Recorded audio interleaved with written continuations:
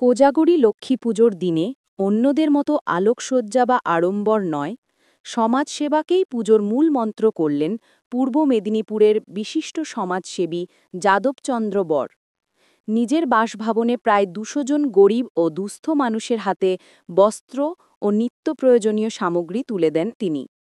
এলাকাবাসীর অনেকে জানালেন, প্রতি বছরই সমাজ কল্যাণমূলক কাজের মধ্য দিয়ে উৎসবকে অর্থপূর্ণ করে তোলেন যাদবচন্দ্র বাবু। এ বছরও তার ব্যতিক্রম হয়নি। এই উদ্যোগে খুশি স্থানীয়রা।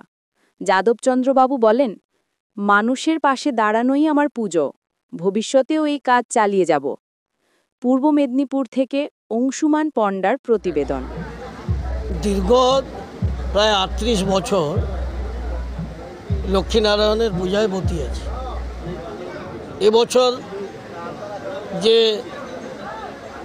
দরিদ্র দেবভোগ, এদের মধ্যে আমি ঈশ্বর দেখতে পাই। আর এই চিন্তাভাবনা শুধু আজকের কথা নয়, দীর্ঘ যখন ৩৮ বছর কথা বললাম, পূর্ব মেদিনীপুর জেলা প্রায় হাফ, পশ্চিম মেদিনীপুর জেলা হাফ। আপনারা সাংবাদিক করছেন, জানেন কোথায় আজকে যে ছবিগুলো দেখছেন, এই সব ছবি, এই ছবি হাজার, কত হাজার হবে এটা বলার নেই, কিন্তু কয়েকটা ছবি এইখানে টাঙানো হয়েছে। এই যে গরিব মানুষদের, কোথায় বস্ত্র, কোথায় গাছ, কোথায় এই যে বাচ্চারা পড়তে যাবে গরিব, আজকেও সেটা তাদের হাতে বই, খাতা, পেন, কিছু অর্থ তুলে দেওয়া হয়।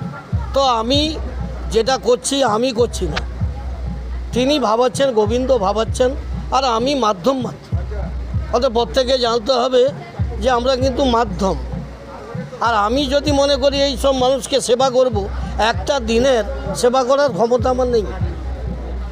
অর্থাৎ তিনারা এসছেন আমার ডাকে, মানে আমার হৃদয় এত গর্ববোধ অনুভূতি করছি যে আমার ছেলেরাও আমার এই কার্যক্রমের ভিতরেও যথেষ্ট পরিবার সহযোগিতা করছে।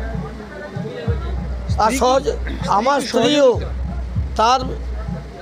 তার মানে চেষ্টা না হলে, তার সহযোগিতা যদি আমি আমার অর্ধাঙ্গিনী হিসাবে না পেতাম, আমি এই জায়গায় আসতে পারতাম না।